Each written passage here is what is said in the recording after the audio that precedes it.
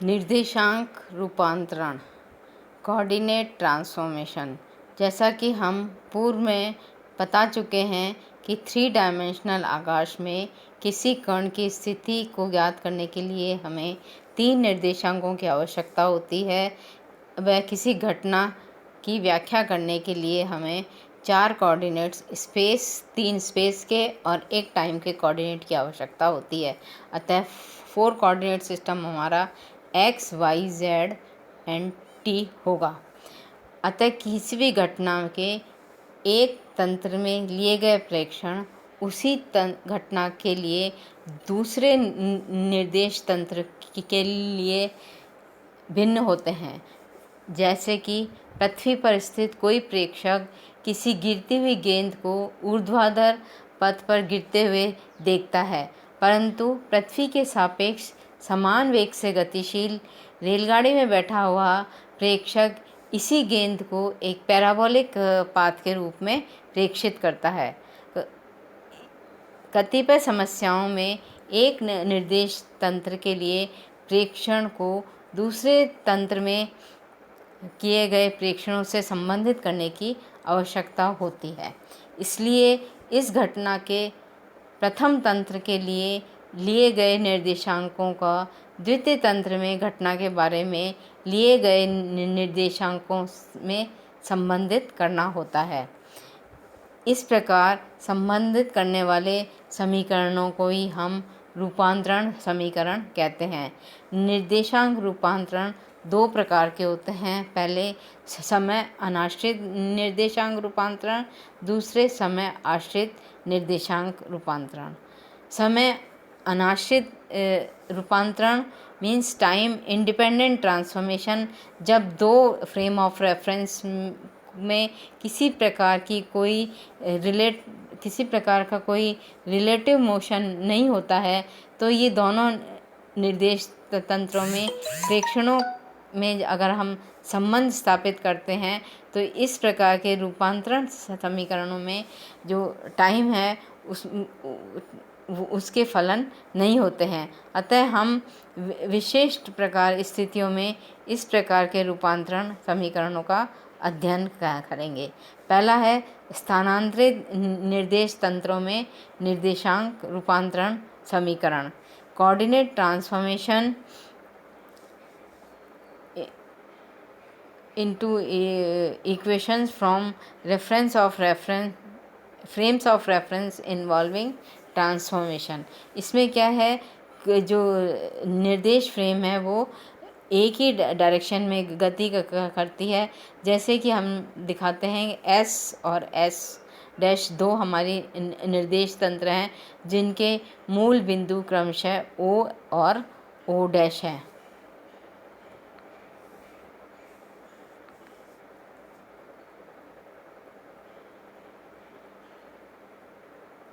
वह इन पर कोई भी प्रेक्षक स्थित है। O' पर स्थित प्रेक्षक O पर स्थित प्रेक्षक के सापेक्ष इसका जो विस्थापन सदिश है वो r0 है। यदि किसी कण के P के निर्देश तंत्र S के सापेक्ष अगर स्थिति सदिश r है तो S' के सापेक्ष P का स्थिति सदिश r' होगा तथा स्थिति सदिश का जो है उसमें हम निम्न संबंध निकाल सकते हैं। r' = r - r0। अब इसका हम डिफ्रेंशिएशन करें तो dr'/dt = dr/dt - dr0/dt, क्योंकि r0 स्थिर है और इनमें आपस में कोई भी रिलेटिव मोशन नहीं है। अतः S' व S के सापेक्ष गति नहीं है तो r0 कांस्टेंट रहेगा और उस केस में इसका डिफ्रेंशिएशन 0 होगा। अतः dr0/dr = dt = 0। अब इसको हम समीकरण में रखें तो हमें प्राप्त होगा dr'/dt = dr/dt और v' = v। इसमें हम एक बार वापस अवकलन करें या डिफ्रेंशिएशन करें तो D V dash upon D T is equal to D V upon D T और A dash is equal to A. इस प्रकार के स्थानांतरित तंत्रों में जो कि एस व एस डैश में समय अनाश्रित रूपांतरण समीकरण में केवल कण की स्थिति में ही परिवर्तन होता है और कण का त्वरण एस में प्रेक्षित मानों के समान ही प्राप्त होगा। दूसरा है निर्देशांकों के रूपांतरण जब दो कार्टेशियन कोऑर्डिनेट्स जो फ्रेम्स ऑफ रेफरेंस हैं वो आपस में एक दूसरे से इंक्लाइंड हो। उस केस में हम इसका ट्रांसफॉर्मेशन किस प्रकार का करेंगे, हम सिंप्लिसिटी के रूप में टू डायमेंशनल ट्रांसफॉर्मेशन या केस लेते हैं जिसमें दो निर्देश तंत्र एस व एस डैश हैं और वो परस्पर एक दूसरे से थीटा एंगल से झुकी हुई है तथा मूल बिंदु एक दूसरे को कोइंसाइड कर रहे हैं या संपाती हैं। जैसा कि चित्र में दिखाया गया है वो संपाती हैं एक्स डैश और एस डैश और एस एक दूसरे से थीटा डिग्री पर इंक्लाइंड है।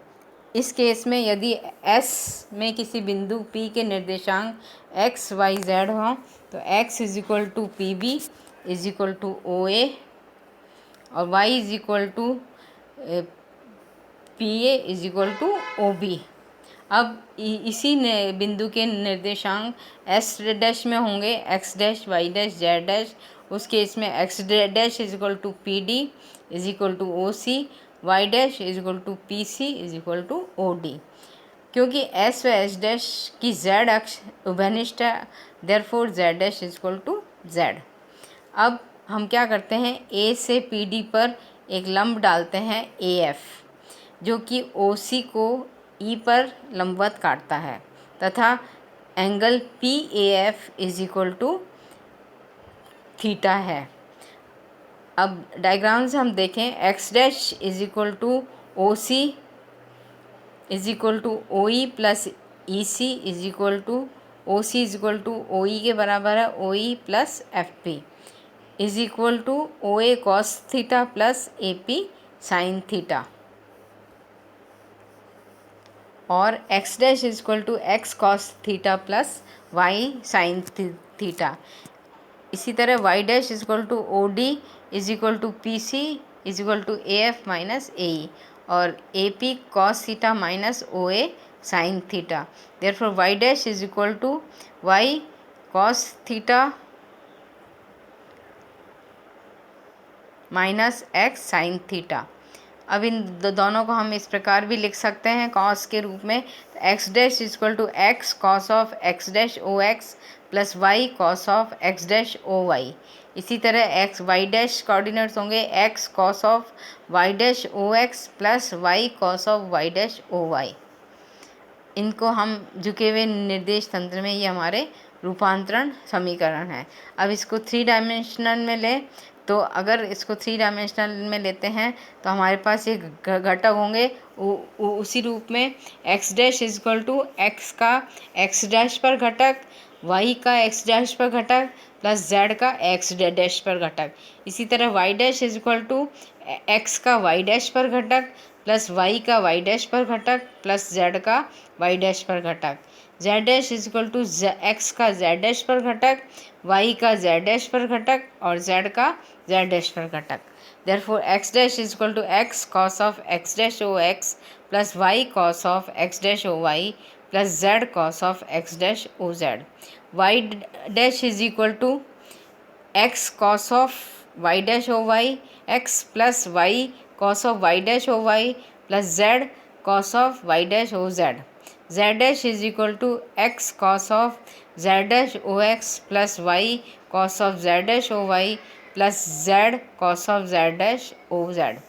इन सब को हम अगर कोसाइंस डायरेक्शन कोसाइंस की सहायता से हम इसको निम्न प्रकार भी लिख सकते हैं, x dash is equal to A11 x plus A12 x plus A13 z, y dash is equal to A21 x plus A22 y plus A23 z, z dash equal to A31 x plus A32 y plus A33 z, where A11 is equal to cos of x dash o x, A12 is equal to cos of x dash O y, A13 is equal to x dash cos of z. X dash के क्रमशः x Y Z के अक्षों के साथ कोणों के cosines हैं। इन्हें एक्स डैश अक्ष के डायरेक्शन कोसाइंस भी कह सकते हैं। इसी प्रकार हम दूसरे संकेतों को भी लिख सकते हैं। A21, A22, A23 को हम y डैश तथा A31, A32, A33 को हम z अक्ष की दिक् कोजाएं या डायरेक्शन कोसाइंस कहते हैं। इसको मैट्रिक्स फॉर्म में भी हम इसको लिख सकते हैं। मैट्रिक्स फॉर्म में लिखें तो x dash y dash z dash is equal to A11, A12, A13 plus A21, A22, A23, A31, A32, A33 x y z। ये हमारी डायरेक्शन कोसाइन मैट्रिक कहलाती है, जिसको कि हम रोटेशनल मैट्रिक्स भी कहते हैं।